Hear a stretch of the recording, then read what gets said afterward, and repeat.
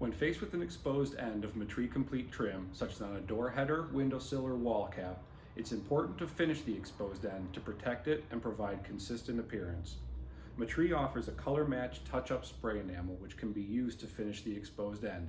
However, Metrie Complete has an MDF substrate, so spraying directly onto the exposed end will not provide adequate coverage. For that reason, you can first apply a coat of primer to the exposed end.